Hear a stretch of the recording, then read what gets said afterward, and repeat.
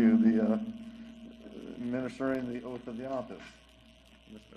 Howell, welcome aboard. I guess all of us are moving down there.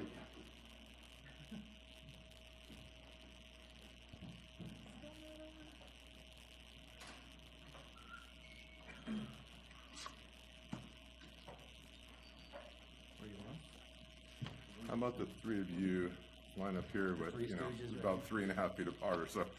Test. Okay. Well, it's my honor this evening to re-welcome aboard our members and welcome aboard a new board member.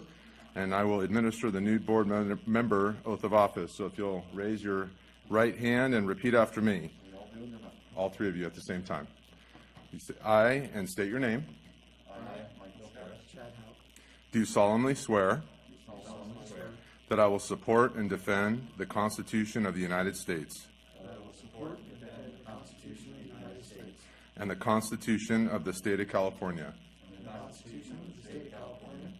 against all enemies, foreign and domestic,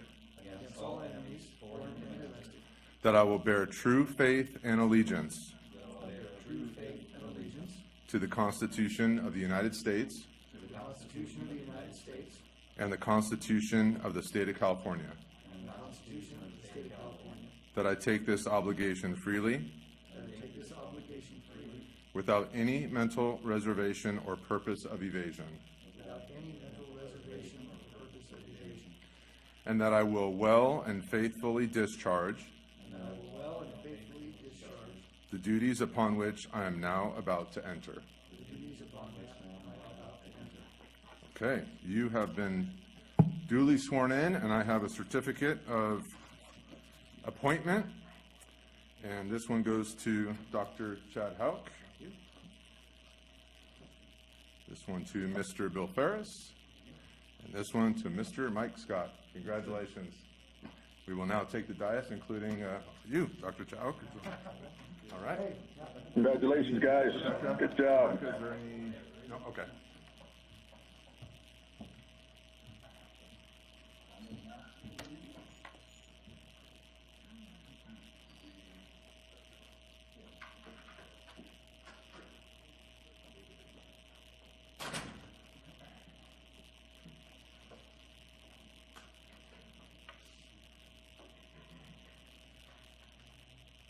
Okay, we'll move on to item number 1, adoption of the agenda. Any changes?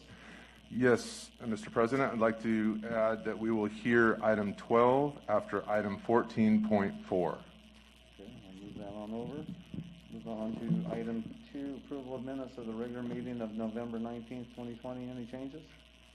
Where did I see Mr. Rockwell somewhere over there? He's back behind us. Hearing none, the minutes will stand. We have no programs and presentations, no public hearings. Item 5, reports and communications. 5.1, student members report. Madison.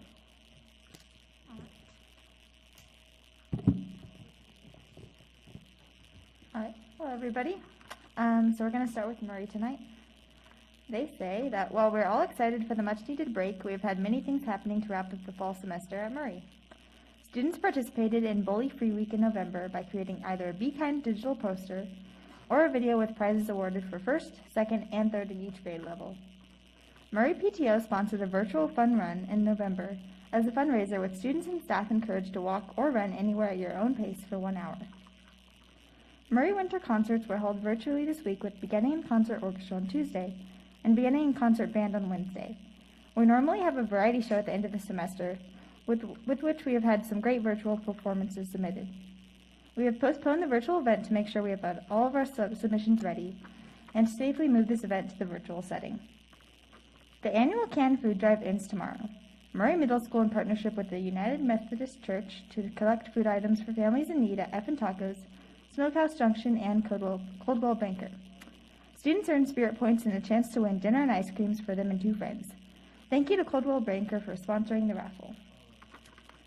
47 students were nominated for Student of the Month in November. Congratulations! Murray wishes everyone a healthy and safe winter break. All right, next we have Monroe. Math and middle school teachers continue to create collaborative opportunities for enrichment and intervention. We all know that some students have been impacted even more by the challenges of distance learning. and the staff has risen to the challenge to meet their needs. Teachers have innovated new ways to streamline the workload, prioritize assignments, and make themselves available for additional support. While there was a delay with the special needs in-person services, Monroe, along with other sites, is excited about the opportunity to bring the most vulnerable students on campus to provide them with an additional layer of support. To help with the social, emotional wellness and learning, the counselors have created school-wide opportunities for students to enjoy grade-level virtual social gathering all week during the minimum days. Students have, or will participate in, a variety of activities ranging from goodie making, festive outfit sharing, and singing karaoke. ASB continues to share their insights by helping students engage in approachable spirit days such as Pajama Day, Santa Hat Wearing Day, and an ugly sweater contest. All right, that concludes our middle schools, and now we have Mesquite High School. The holiday season has been a very difficult one at Mesquite. Our ASB students are busy planning a holiday spirit week as well as a virtual community for Friday, December 18th. There will be giveaways and prizes for our top participants. Some of Mesquite staff attended a check-in, check-out conference this month, and all staff continue to work with Kim Breen, affecting behavior change consultant, in developing our school-wide expectations and positively affecting our school culture. Mesquite teachers and staff are working together to support our students during this unprecedented time. Teachers are using fun ways to encourage engagement, including games, daily questions, and they're gearing up to host a fun competition in January. All right, and lastly, we have Burroughs. The first semester is drawing to a close, and Burroughs students have been studying diligently for the finals that began on Wednesday and will end tomorrow. Thank goodness. The different WASC focus groups, which have been working since 2018 to compile a report for the school's accreditors, met for the final time last Wednesday. Despite the state shutting back down, many Burroughs athletes are hoping the opposite for their sports seasons. All of scheduled December sporting events have been canceled, but practices continue, and coaches and athletes alike remain hopeful for what the new year will bring. ASB has helped everyone get into the holiday spirit the past month with spirit days such as Ugly Sweater Day and Holiday PJ Day, and festive challenges including the Holiday Decorations Challenge and the Gingerbread Cake Challenge. The Burroughs Music Department also added to the festivities by hosting 3 virtual winter concerts, all of which were last Tuesday and Wednesday. Looking to next year, book return will take place the first week back from break, while book distribution will be the following week. On behalf of Burroughs at ASB, I wish everyone a wonderful winter break and would like to applaud the students for their hard work all semester, and thank the teachers, administration, and district for their perseverance and receptiveness. And that is all I have. Thank you very much. Thank you, Madison. We'll move on to item 5.2, reports from members of the board. Any reports? Dr. Howe? I just wanted to say that I was thankful to get to go to the CSBA Annual Education Conference and attend the sessions for new board members. I'm excited to be a part of CR Sands once again, and I look forward to serving the community. So, thank you. Thank you.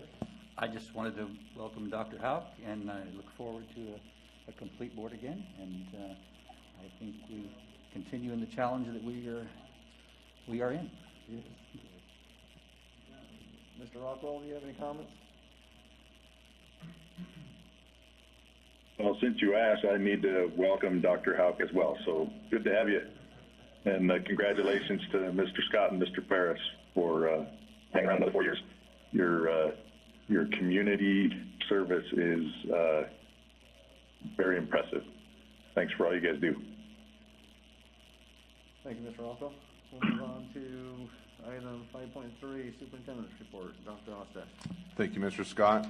Good evening, everyone. This is actually exciting. The city of Ridgecrest is completely overhauling and upgrading the audio and visual, and certainly the lighting. So I hope, as I've been listening to reports, I know there's a couple little echoes here and there, and I know, just want to acknowledge that with the city, we're limping along tonight with existing equipment as they're removing it, and by our next meeting, I believe all of the new equipment will be installed, and I'm sure it'll be fantastic. Thought I'd issue a few remarks this evening. Our attendance report in month 3, our total enrollment was 4,897. Last year this time we were at 5,145, so that's a down figure of 248. I also wanted to update our board and the community on the City of Ridgecrest's application for the statewide park development and community revitalization program grant funds, which specifically, if we are when I say we, if the city of Ridgecrest is successful in its application for this grant, it would build our community a new pool. And so in a previous board meeting, we, as a board, our board issued a proclamation of support. The city of the Sierra Sands Unified School District would not have any formal role or responsibility for the financial elements, but we certainly issued our support. And so part of our support, as we issued a survey to parents and staff, we received 475 of these responses in the Google survey, and we were able to gather some statistical data on the following questions. Does your student know how to swim? Does your student have access to public swim lessons through the city of Ridgecrest? Does your student have a place to swim in the summer? Does your student have access to a competitive swim program? And then there was a free response question about how a new aquatic center would impact your family.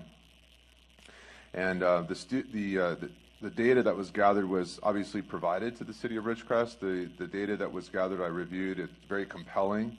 It indicated a serious need and a lack of opportunity currently. So we were very pleased to do that.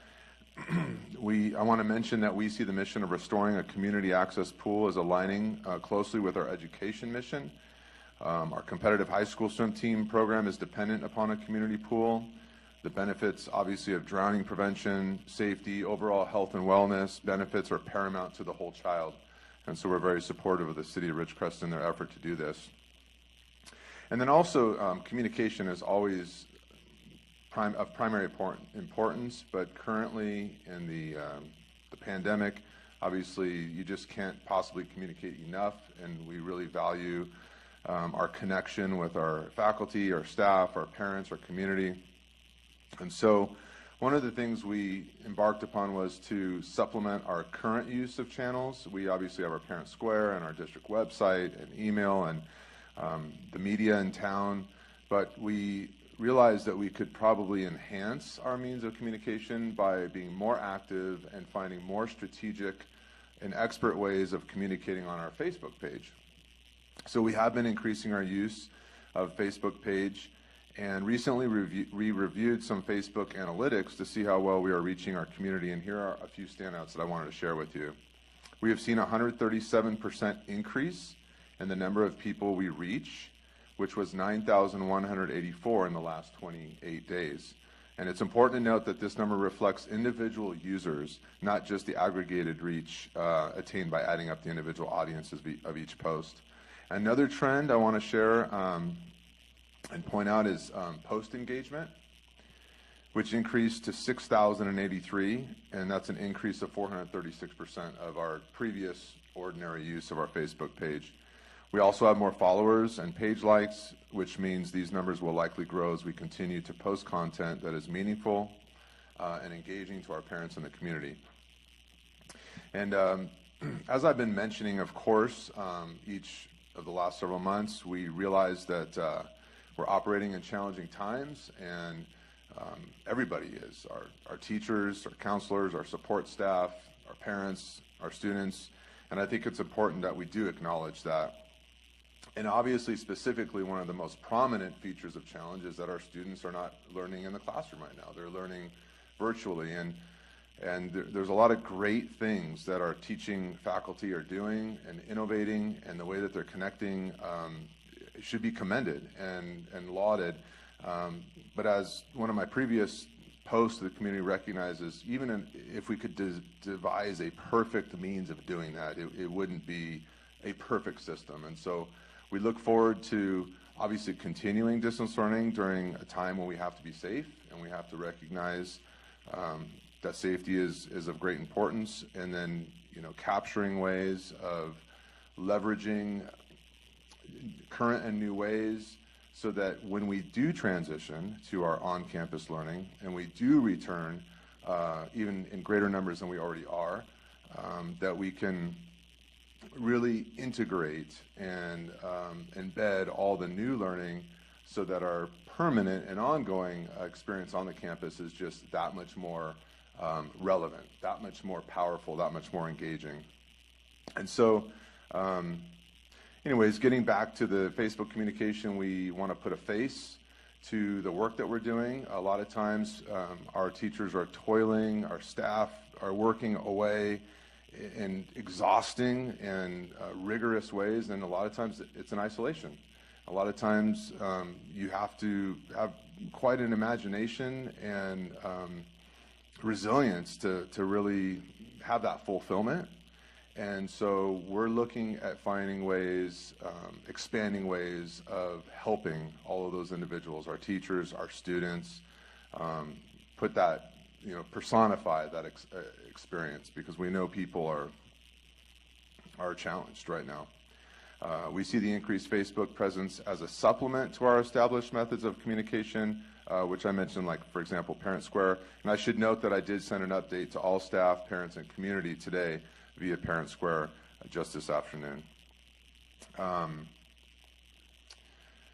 So I guess I would finish by saying we're powering through, we're making our way, we're doing the best we can, but there is a lot to look forward to. I see a lot of resolve and a lot of hope for a new and brighter future. I should highlight that we're really excited about forward progress, and we will be building out our $2 million federally funded private LTE network that will basically eliminate that homework divide and make sure that we have strong and stable internet connectivity for all of our students and staff moving forward. And there are so many ways that we will innovate and we will emerge stronger, and our legacy for Sierra Sands as we move through and then past the pandemic will be how we responded, how we supported one another, and then how we learned and emerged stronger and better as we move forward and serve our students in the coming years and decades. So there was a lot of hype moving into 2020, which is ironic.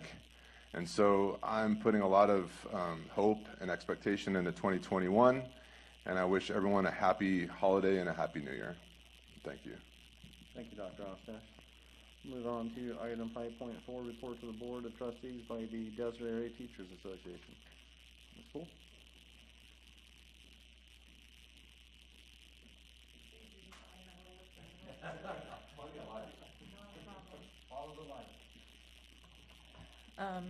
Good evening, y'all. As we're moving into winter break, with the promise of a brighter, kinder year, I thought it would maybe be appropriate to reflect on the positive lessons of 2020. There are plenty of negative ones, but I'm in my goofy sweater, and I feel like being happy, and I've been grading all day, and I've gotten a little punchy. And I think we're at that time where we just sort of want to, take stock of everything. And what gets me through, and it's been a hard year, and the end of semester, at secondary, we're at the end of semester, and it's a really tricky time right now. But I think what I want to just emphasize, because this is what helps me, is the fact that the reason that we're upset, right? The reason that I've been trying to work this in somehow, the reason that we're making the sound and feeling the fury is that we aren't able to hang out with each other. And all of us here, with all our differences, at the end, we just want to be together. And I think that it's easy to forget that. But that's the one thing I cling to at 2 in the morning when I wake up panicked about the lesson plans that I've had to convert, and I hope they're going to engage the kids. We're angry because we're not together, and kids are disappointed that they're not coming onto the campus. And I want us to remember that school's important, and we know it's important, but it's kind of neat that we're having this chance for everyone to realize just everything that it provides. And it's not just the building, and it's not just any one thing. It's that sense of community, and it's the rigor in the academics, and it's all the interactions that we have. And so I'm hopeful that when we go back, that it's going to go smoothly.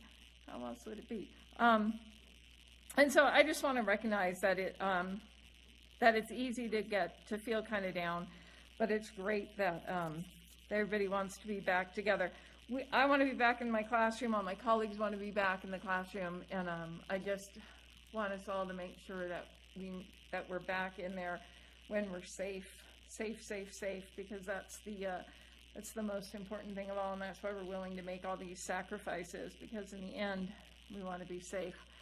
So, hope y'all have a good 2 weeks off, because I'm going to. Thank you, Ms. Poole. Move on to item 5.5, report to the Board of Trustees by the California School Employees Association. Do we have a representative? Seeing none, we'll move on to item 5.6, communication from the public. The board will provide time during the discussion of each agenda item for members of the public to comment. At this time, members of the public may address the board on an item not on the agenda. Comments should relate to items of public interest within the board's jurisdiction. The law prohibits the board from taking action on items not on the agenda. If appropriate, your comments will be referred to staff for response. When addressing the board, please state your name and address at the podium and limit your remarks to 3 minutes. In accordance with the board bylaws, the board will limit the total time for public input to 30 minutes. Those wishing to address the board beyond the 30-minute time limit may do so at the end of the scheduled meeting agenda. We'll open up public comment at 7:26. Seeing no takers, we'll close it at 7:26 in 10 seconds. We'll move on to item 6, Educational Administration. 6.1, approval of Gizmos 2-year agreement for Monroe and Murray Middle School. Ms. Decker. Good evening, President Scott, members of the board, Superintendent Ostash, staff, and community. The Department of Defense STEAM grant is currently in its 4th year of implementation at Monroe and Murray Middle Schools. The goals of the program are to improve college and career readiness for military-connected students in math and science instruction, emphasizing project-based learning and interdisciplinary instruction. Gizmos is the world's largest library of interactive online math and science simulations aligned to Common Core math and science standards that help teachers bring new learning experiences to the classroom. Students develop a deep understanding of challenging concepts through inquiry and exploration. Students move beyond memorizing facts to true understanding of academic concepts. The simulations can be used in small groups, whole class, or individually. The middle school math and science teachers have been using Gizmos since 2017 and would like to continue using this platform. Students are currently learning remotely, and student engagement is a priority. The online platform will allow teachers to provide engaging activities for students in science and math. It also helps prepare students for the types of questions they will encounter on the California Science Test. The 2020-22 Gizmos agreement is $13,455, which includes professional development for the teachers, and it will be funded through the Department of Defense STEAM grant. It is recommended that the board authorize the Gizmos agreement as presented. Move recommended action. We have a motion and a second. Any questions or comments from the board or staff or community? Hearing none, call for a roll call vote. Mr. Rockwell. Aye. Mr. Johnson. Aye. Dr. Houck. Aye. Mr. Ferris. Aye. Myself, aye. It's unanimous. Move on to item 6.2, approval of 1-year contract for IXL learning at James Monroe and Murray Middle School. Ms. Decker. The Every Student Succeeds Act of 2015 holds schools accountable for improving student achievement. Access to relevant data and analysis tools can help schools and teachers to make more informed decisions about programs and student achievement. Alignment of instruction, assessment, and monitoring program effectiveness are 2 specific actions that are used to improve educational practice in math. Murray and Monroe Middle Schools are in need of an online math intervention program to provide additional instruction to students not meeting math standards. IXL is a personalized learning platform that is proven to improve learning outcomes for all students. IXL's comprehensive curriculum, real-time diagnostics, personalized guidance, and actionable analytics work together seamlessly to give teachers everything they need to differentiate instruction and help students master math standards. The Department of Defense STEAM grant, like I said, is currently in its 4th year of implementation at Monroe and Murray, and one of the goals of the program, like I stated before, is to improve that college and career readiness for military-connected students, especially in math in this case. One of the strategies that we've outlined in the grant is to extend learning for math and reinforcement. The second quarter progress reports indicate a need for math intervention at all grade levels. Murray and Monroe's 1-year agreement with IXL Learning will allow math teachers to regularly monitor student progress in math. Regularly monitoring student progress has been identified as a district goal in both the school plan for student achievement and the local control accountability plan. The 1-year agreement is $12,795 and will be funded out of the Department of Defense STEAM grant funds. It is recommended that the Board of Education authorize Monroe and Murray to enter into a contract with IXL Learning for 1 year. Move recommended action.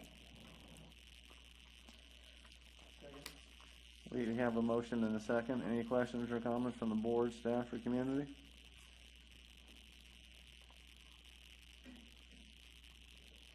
Hearing none, call for roll call vote. Mr. Rockwell. Aye. Mr. Johnson. Aye. Dr. Houck. Aye. Mr. Ferris. Aye. Myself, aye. It's unanimous. Thank you, Ms. Decker. Move on to item 6.3, adoption of resolution number 16, 2021, temporary amendments to board policy and administrative regulations 6146.1, high school graduation requirements during the 2020-2021 school year. Ms. Hafka. Good evening, President Scott, members of the board, Superintendent Ostash, staff, and community. In response to the unprecedented school closures and educational disruption resulting from the COVID-19 health crisis, the Sierra Sands Unified School District finds it necessary to provide direction and support regarding the policies and administrative regulations related to graduation requirements. California Education Code 51225.3 sets forth the state's minimum graduation requirements. As indicated in the board header, the minimum total credits are 130. Whereas Board Policy and Administrative Regulation 6146.1, High School Graduation Requirements, sets forth the district's graduation requirements that exceed the requirements in EC 51225.3 at 230 total credits. In recognition of an increase in endangered seniors resulting from the challenges associated with COVID-19's disruption of regular instructional programs, and in consideration of District Goal Number 2, maximize student engagement and achievement, temporary amendments to Board Policy and AR 6146.1 high school graduation requirements during the 2020-21 school year is recommended as follows. A maximum waiver of 10 elective credits shall be permitted for endangered 2021 seniors in comprehensive and alternative education programs upon administrative approval. The request to waive a maximum of 10 elective credits may be initiated by the following: parent, guardian of an endangered 2021 senior, endangered 2021 senior, high school counselor, or high school administrator. Waiver approvals shall be provided by the superintendent's designees, the borough's high school and/or Mesquite High School administration. The proposed amendments to BPAR 6146.1 and 2021 Endangered Senior Elective Credits Waiver Form, Exhibit A, are provided as attachments for the board's review and consideration. It is the superintendent's recommendation to adopt Resolution 16, 2021, temporary amendments to Board Policy and Administrative Regulation 6146.1, high school graduation requirements during the 2020-21 school year, as presented. Move recommended action. Second. We have a motion and a second. Any questions or comments from the board, staff, or community? It looks like Mr. Ferris. I just want to comment that I think this is just another example of one of the facets of the many challenges that we have this year. And I appreciate the agility and the attention given to all the challenges that we're facing to try and address them in the best way to meet the needs of our kids. It is, we talk often about how the challenges are facing everyone, the staff, the teachers, the parents, the students. But in the end, the reason we're here is for the students, and to be able to find a way to accommodate them, to help move them into their futures is really critical. So I really appreciate this kind of sensitivity, this kind of action. Thank you. Thank you, Mr. Ferris. Any further questions or comments? We have a motion, a second. I'll call for a roll call vote. Mr. Rockwell. Aye. Mr. Johnson. Aye. Dr. Houck. Aye. Mr. Ferris. Aye. Myself, aye. It's unanimous. Thank you, Ms. Hafko. Move on to item 6.4, approval of alternative dispute resolution services, proposed service agreement between Harper Conflict Resolution and Sierra Sands, SELPA. Mr. Olds.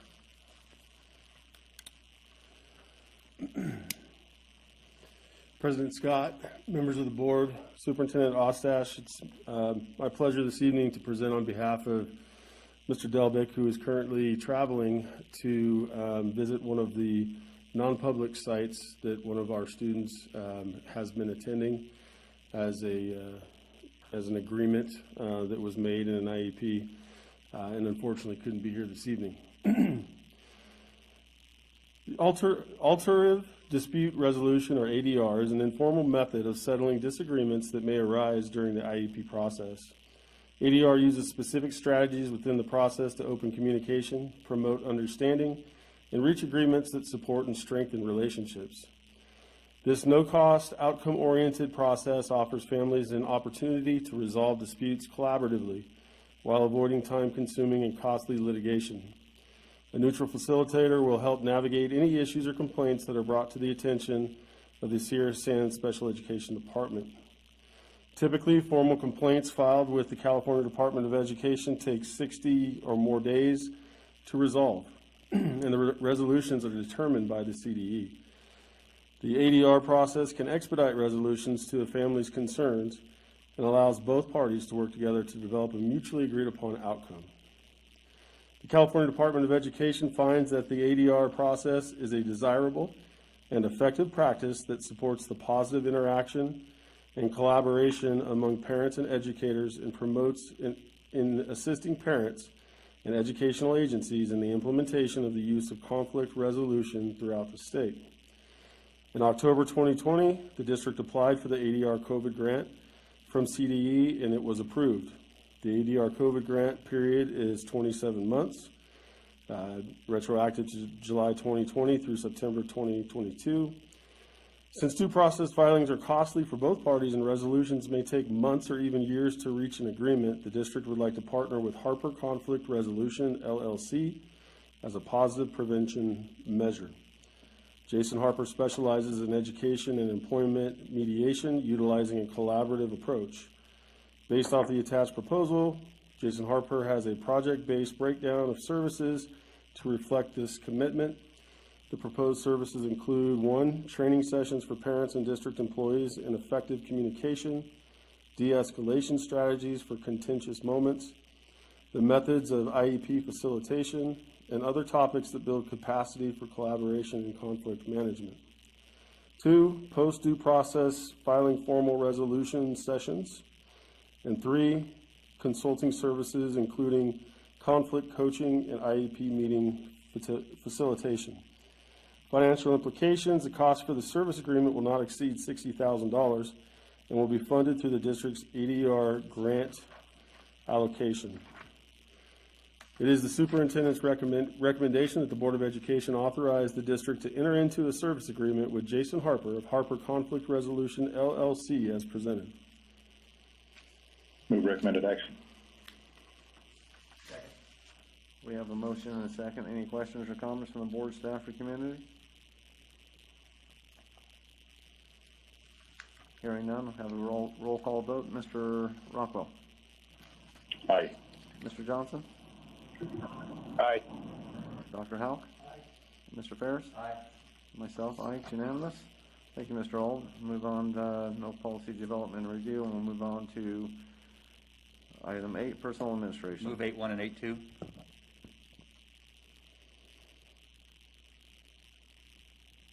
Second. We have a motion and a second for 8182. We'll have a roll call vote. Mr. Rockwell? Aye. Mr. Johnson? Aye. Dr. Houck? Mr. Ferris? Aye. Myself, aye. That's unanimous for 8182. Move on to item 8.3, early notification of retirement incentive. Mr. Old.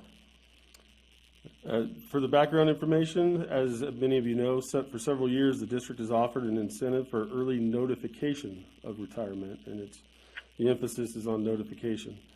2009-2010, the board approved an increase in the incentive amount to $3,000 for each retiring certificated employee and $1,600 for each retiring classified employee who declared in writing prior to a specific date in January his or her intent to retire. This provides the district with valuable information in determining staffing needs for the upcoming school year. The district would like to offer the incentive for an early notification of retirement program for the 2020-2021 school year to assist with identification of staffing needs.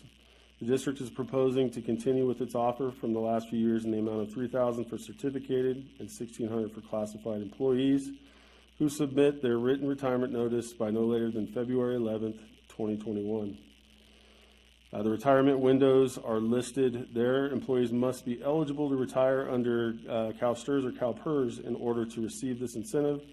All employees eligible to retire will receive the letter via district email during the week of December 18th through December 30th, 2020 from the Human Resources Department describing the early notification of retirement incentive program. We would like to emphasize that this proposed incentive has no or absolutely no impact or desired impact on an employee's decision to retire. We're making no attempt in any way to imply that we're offering an incentive or an award for retirement. Given the statewide shortage of highly qualified teachers, we would prefer to keep all of our teachers. This proposed incentive is merely focused on obtaining early notification by eligible employees of their personal decision to retire. Since the district plans to recruit new teachers actually from February until August, hopefully not, May is pretty optimistic, it will be extremely valuable to the process of hiring the best and brightest with the knowledge of what positions will be vacant due to retirement. The financial implications. Last year, the district paid 2 classified notification incentives and 14 certificated notification incentives for a total cost of $45,200. The exact fiscal impact is unknown, but it is projected that we will have a similar number of employees who take the notification incentive. Most important for the district are the benefits associated with the management of staffing in the current statewide environment, which districts are experiencing shortages of qualified applicants. In addition, we know that we have, with the pandemic, teachers who are choosing to retire early, and so this will be even more important to have this information. It is the student's recommendation, or the superintendent's recommendation, to approve the incentive for early notification of retirement program for 2020-2021 in the amount of $3,000 for each certificated employee and $1,600 for each classified employee who declares his or her intent to retire in writing within the applicable retirement window by no later than February 11th, 2021. Move recommendation. Second. We have a motion and a second. Any questions or comments from the board? I see you smiling back there, Mr. Rockwell. Mr. Rockwell, I'm disappointed. Mr. Ostash, Dr. Ostash, Mr. Ostash then, Dr. Ostash now has beat it out of me. That's going on in your evaluation this year. But I appreciate. And I think we all understand the concerns and the value and stuff, but we've always appreciated you making those comments, Mr. Rockwell. Some people are slower learners. Well, I think given the circumstances of this year, it sort of is not as significant of an issue to me at the moment, given everything else that you guys are doing. I'll probably come back and beat on it next year, though. Sounds good. Any further questions or comments from the board, staff, or community? We have a motion and a second. I'll call for a roll call vote. Mr. Rockwell. Aye. Mr. Johnson. Aye. Dr. Houck. Aye. Mr. Ferris. Aye. Myself, aye. It's unanimous. Move on to item 8.4, approval to enter into purchase order with Quest Diagnostics for COVID-19 employee surveillance testing. Mr. Auld. So, as has become a custom, because we've brought so many items that included CARES funding, I'll skip the background information and go into the current considerations. The district currently employs 139 classified employees who are not eligible for the Anthem Blue Cross health and welfare benefits. In addition to the 139 employees, the district also employs both certificated and classified substitutes. These employees will need to be included in surveillance testing. Therefore, the district intends to enter into a contract with Quest Diagnostic to provide the surveillance testing for employees who do not have health and welfare benefits at a cost to the district. The next section I know you're fully aware of, I believe.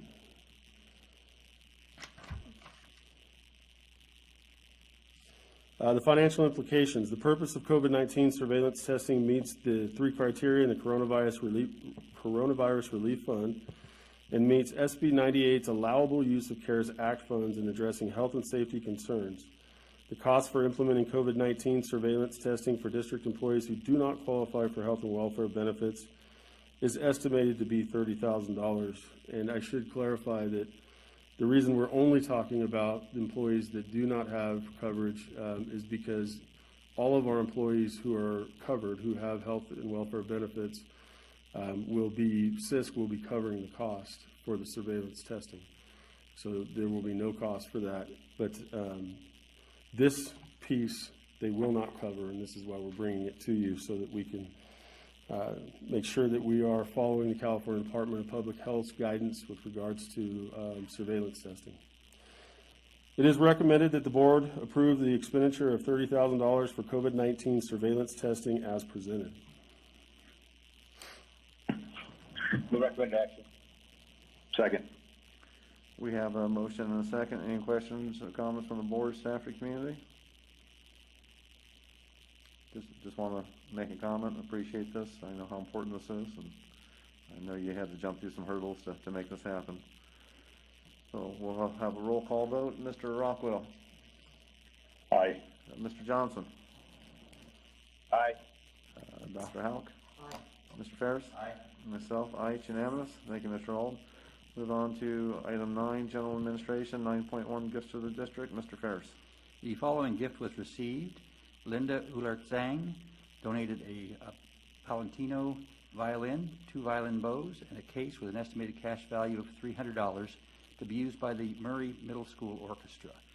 As donations provide support to the district and have a positive financial impact, the superintendent's recommendation is to accept the gift as described and send appropriate letters of appreciation, which I so move.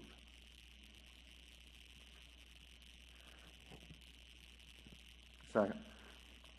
We have a motion and a second. If there's no questions or comments from the board, staff, or community, have a roll call vote. Mr. Rockwell. Aye. Mr. Johnson. And got a message from him. He might be losing cell signal, so we'll move on to Dr. Houck. Aye. Mr. Ferris. Aye. Myself.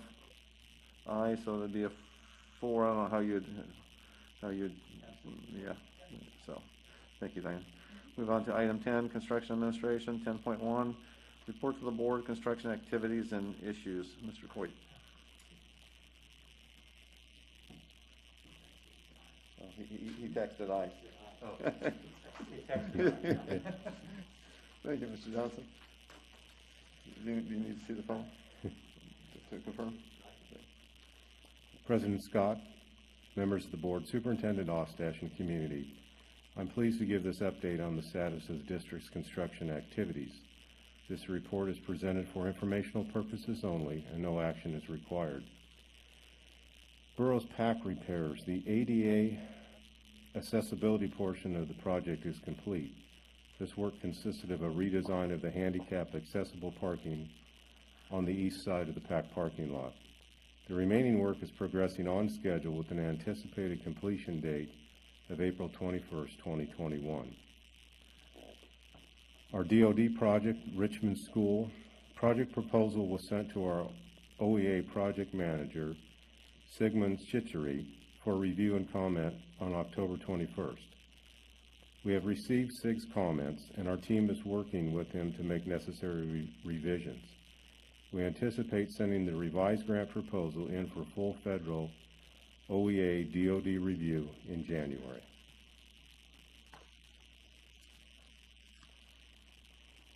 And any questions? Any questions or comments from the board? Just happy to see progress. Yes. Thank you. Be nice to get back in the pack. We'll move on to item, that's just informational purposes. We'll move on to 10.2, authorization to approve contract change order number 1 with Asbestos Services, Inc. for earthquake repairs at the Performing Arts Center. Mr. Coit. The district suffered damage to its facilities as a result of 2 earthquakes in July of 2019. One of the buildings damaged was the Performing Arts Center at Burroughs High School. Over the course of the last 14 months, the district has worked with Colombo Construction, Ortiz Melby Architects, and the Division of State Architecture to analyze, design, and obtain approval for planned construction to repair the building. The district has now commenced those repairs. On October 15th, 2020, the board approved the contract with Asbestos Services, Inc. for demolition and abatement of the existing fireproofing at the PAC. The bid documents associated with that contract included existing plans of the PAC, which indicated that all of the fireproofing material was contained in exposed portions of the ceiling. One of the DSA requirements for PAC repairs is to enclose drywall envelope above the new ceiling tile grid. In the process of removing the existing walls to allow for that construction, it was discovered that there were several unexposed beams that also were covered with asbestos-containing material. ASI was asked to submit a change order for the additional scope of work. So change order number 1, the complete change order, the value was $21,700. It is anticipated that 75% of this funding will be reimbursed from the California Office of Emergency Services. The remaining 25% will come from Fund 40, Capital Facilities Fund. It is the superintendent's recommendation that the board authorize the district to approve contract change order number 1 with Asbestos Services, Inc. as presented. Move recommended action. We have a motion and a second. Any questions or comments from the board, staff, or community? We'll have a roll call vote. Mr. Rockwell. Aye. Mr. Johnson, if you got back on? Dr. Howe? Aye. And Mr. Ferris? Aye. Myself, aye. The 4-1 vote.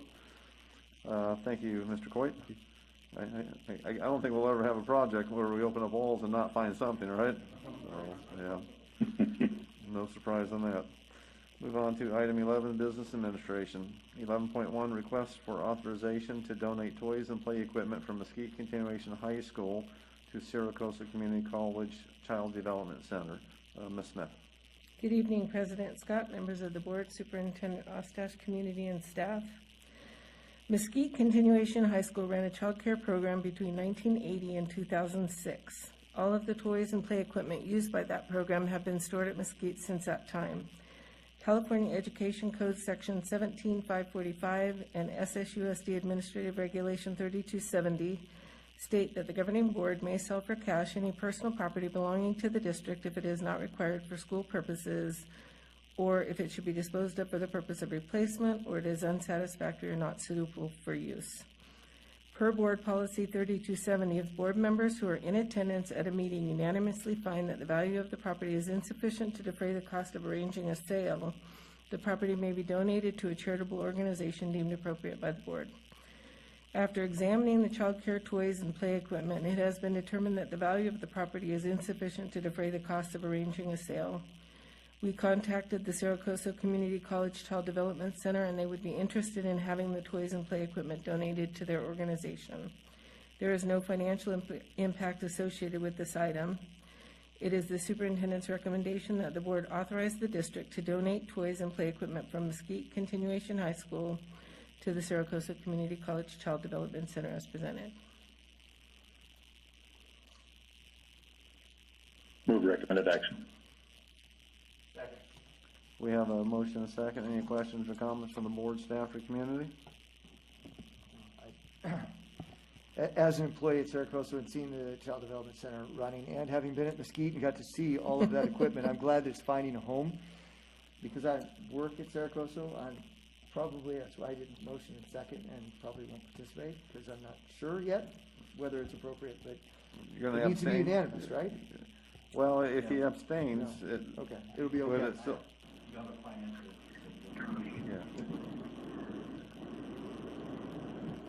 I'm glad I got that clarification, because I think it's a very good thing, so. Any further questions or comments?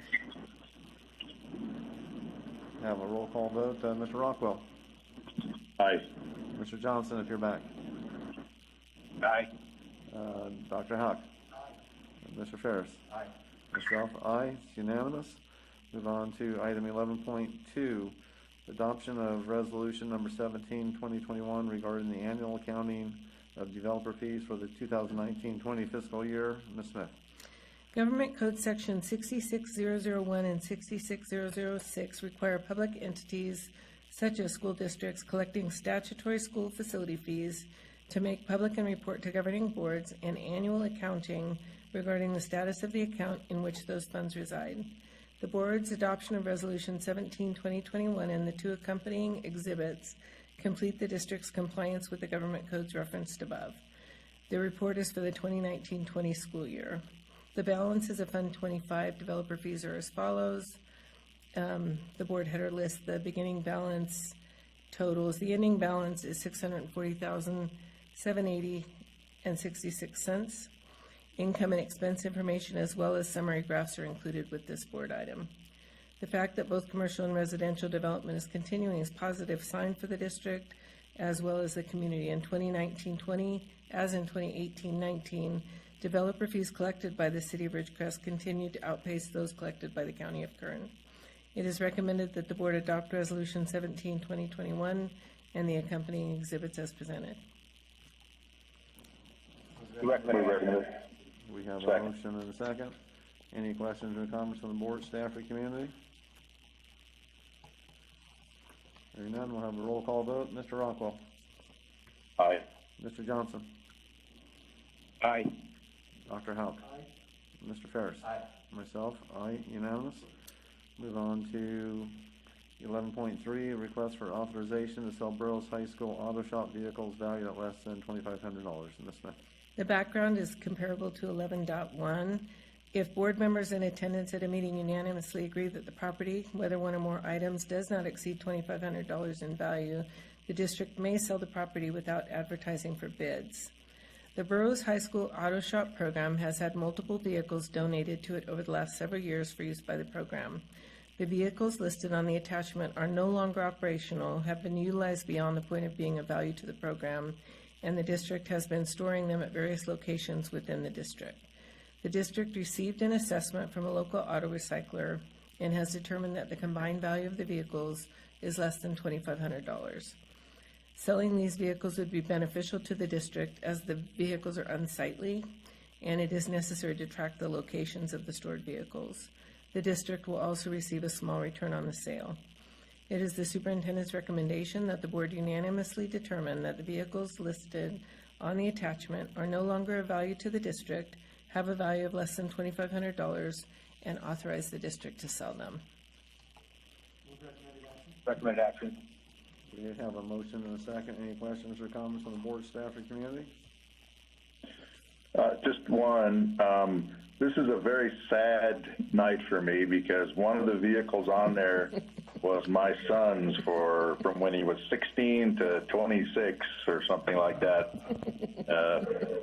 An old Ford Explorer, otherwise known as Red Lightning. So I'm sad to see it go, and I'm really sad to see it's only worth $50 because I put in a whole lot of money right before I donated it to Burroughs. You could probably buy it back from the recycler if you want. Store with those buses that you're gonna have. Might build a house out of it. Yeah, that's a great idea. Any further comments? We'll have a roll call vote. Mr. Rockwell. Aye. Mr. Johnson. Aye. Dr. Houck. Mr. Ferris. Aye. Myself, aye. It's unanimous. We've moved to item 12. We'll move into item 13, consent calendar. Move the entire consent calendar.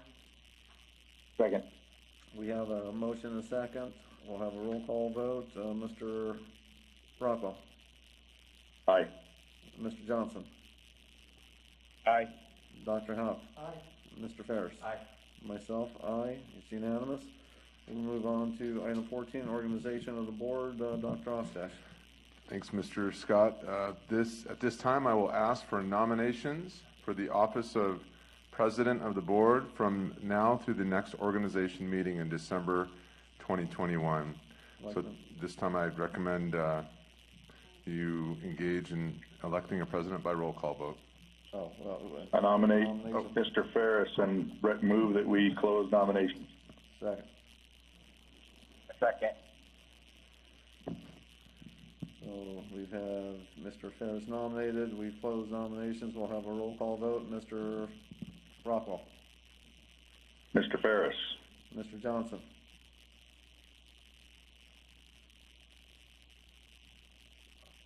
Yeah. Dr. Houck. Yeah, yes, yes, yes. Mr. Ferris?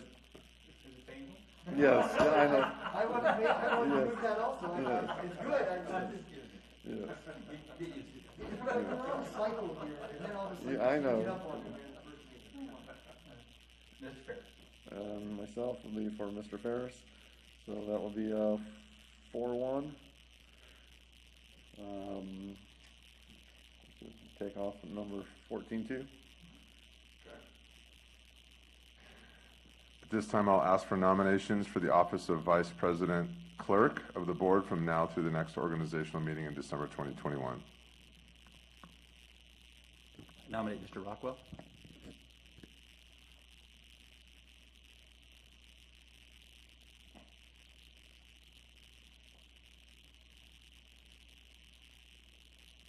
Make a motion that we close nominations.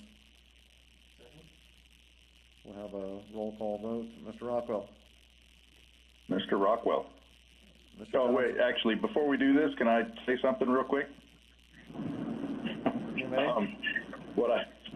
Obviously, over the many months of this pandemic, I've been doing this remotely. I understand that that's a little bit of a limitation, although I don't think much. But my intention through the pandemic would be to maintain that stance. So if anybody has any issues with that, then I wanted to make sure that that was clear. Also, to further discuss this, my opinion is that the vice president position could be handled remotely. I think it's more of a challenge for the president. So a year from now, if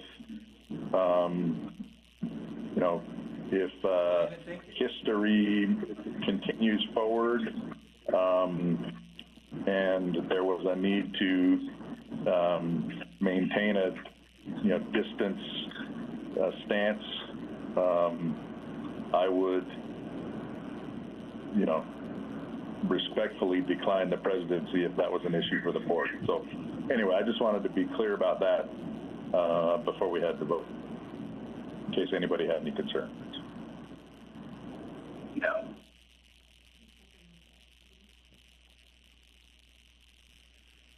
So getting back to the roll call, or it's not really, what's it actually called? What was it, terminology? What'd you call it then? The wording here is to, by roll call vote. By roll call vote. Okay, Mr. Rockwell? Mr. Rockwell. And Mr. Johnson? Dr. Houck? Mr. Rockwell. Mr. Ferris? Mr. Rockwell. Myself, Mr. Rockwell. That'll be 4-1 on 14.2. Move into 14.3, Dr. Ostash. Okay, this is related to the election of board representative and alternate representative to the committee that elects members to the county. Nominate Dr. Houck. Okay. I second and move we close nominations. Okay, so we have a nomination and a second to close nominations. We'll have a roll call vote. Mr. Rockwell. Dr. Houck. Mr. Johnson. Dr. Houck. Dr. Houck. Mr. Ferris. Dr. Houck. And myself, Dr. Houck. Welcome.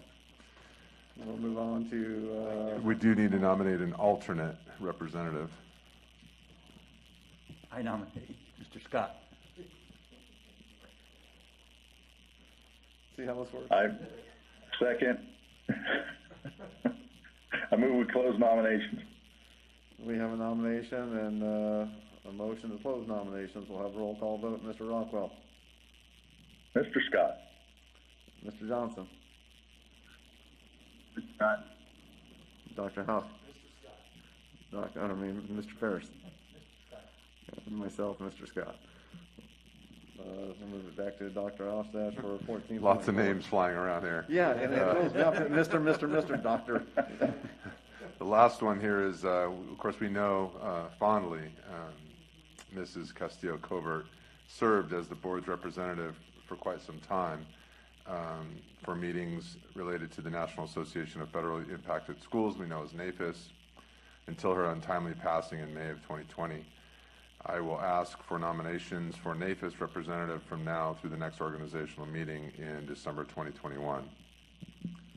I nominate Mr. Scott. I would like for us to consider whether or not we wish to continue this specific designation. Mr. Scott, do you have specific interest in doing it? I think it's a worthwhile discussion too. Back up just a second. I missed the first part of what you said. Do you have? Oh, my first part is I heard that part, but okay. then Do you have specific interest in filling this post? I would. I'm at the point where I think I would have the time. Obviously, I think it's a critical need that we should fill. As we've always had involvement in it, it benefits us immensely. So, and I've got no problem doing some type of a joint, but I know we've got some big shoes to fill. I know how involved Amy was, and I would have to get with Dr. Ostash and get brought up to speed. But I don't think, I think Mr. Rockwell hit the nail on the head. I don't think we're going to be doing anything in person for some time. So at least it gives the opportunity to get caught up on some of the issues and probably appear Zoom-wise. So yeah, I think my personal sense is I would, if Mr. Scott has interest in doing this, I would support his nomination, but I would also ask that over time we kind of evaluate our participation in that way and what we actually bring to the table for our district outside of what we do with our employed representatives as well. Yeah, I concur, Mr. Ferris. I think that, given especially this year where it's likely to be a virtual engagement, that I think we ought to keep engaged. I think it'd be nice to get a new face, a new perspective on, the impact that we have by being involved. And by having a consistent face involved. We've had many discussions over the years about, what's the value of being there, for all the meetings? What's the value of having one person? Is there any value in, rotating participation from meeting to meeting or, all of those things? And I think all of those things ought to be open for discussion, but I think that Mr. Scott is willing to serve, and it's likely to be a low-cost participation this year that, maybe we should take advantage of that. And it might be nice for a couple of us can appear virtually, so. Mr. Scott? Mr. Johnson, go ahead. Yeah, I'm also interested in that position too, if you don't have the bandwidth to do it. Being in the military for 40 years and serving the students, I think it's important to have my perspective on things too, so it's over to the board though. No, and I think that makes a great point. I don't think, nothing wrong with us, tag teaming, co-chairing, whatever word you want to use on this. I mean, it's nice to have a face, but I think between the three or the five of us, we'll make this work. Mr. President, might I add, is it okay if I add something? Of course. I respect and appreciate it. It's a great board conversation, and I think I agree that it should be had, and it could be had regularly because there's value in that. For what it's worth to the board, I do believe that there is high value in participating. I don't think we as an organization need to attend all of the events that could add up in cost. I think we need to attend some. And I just wanted to share an observation in getting moderately involved over the last few years. I have noticed and observed sort of a crosswalk between the NAFIS organization and also activities and associations with things like the Department of Defense and the Office of Economic Adjustment. And of course, we know that the Department of Defense we have many DODEA grants, many very value-added monies and grants that come through Department of Defense. And also, we of course know the many, many millions of dollars we have received and will be receiving for our school builds. And I've noticed in my observation that in attendance at some of these NAFIS meetings that there are representatives from DODEA, DOD, and OEA who are a part of that organization, and it sort of surprised me at first, but then I realized there is some crosswalking that goes on, and we have met as a district with representatives at NAFIS events to coordinate and even comply with, I believe. I'm going to look out at Mississauga real quickly, that with NAFIS events, there are some even committee meetings that take place at NAFIS that are related to some of the grants we have.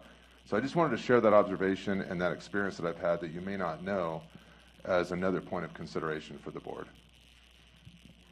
Appreciate that, Dr. Ostash. Any further comments on this? We have a nomination, and I think we closed nominations. We'll have a roll call vote. Mr. Rock, do we have a second? Mr. Scott. I'll second it. Oh. Mr. Rockwell. Mr. Scott. Mr. Johnson. Mr. Johnson? Dr. Howe. Mr. Scott. Mr. Ferris. Mr. Scott. Myself, Mr. Scott.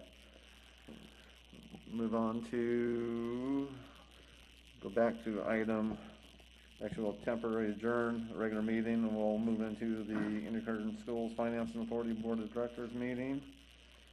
If I can get that to open back up. We've already had the call to order, pledge the flag. We'll move on to item 1, adoption of the agenda. Any changes? Move on to item 2, approval of minutes of the regular meeting of November 19th, 2020. Any changes? Minutes will stand. Move on to item 3, acknowledgement of new officers. You want to do that, Mr. or Dr. Ostash? Ms. Naslin, so are they the same officers that we just elected? Yes. So, okay. So Mr. Ferris will be the president. Mr. Rockwell will be the vice. Okay. Is that all we have to acknowledge? Okay. We'll move on to item 4, adjournment. We'll adjourn the Intercurrent Schools Financing Authority. Move back into the regular meeting. Item 15, future agenda. Any future agenda items? And we'll move on to item 16, adjournment. And next meeting, January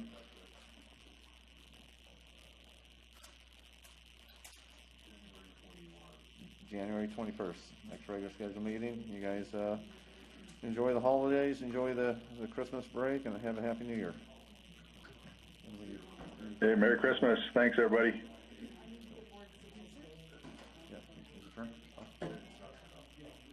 Welcome, sir.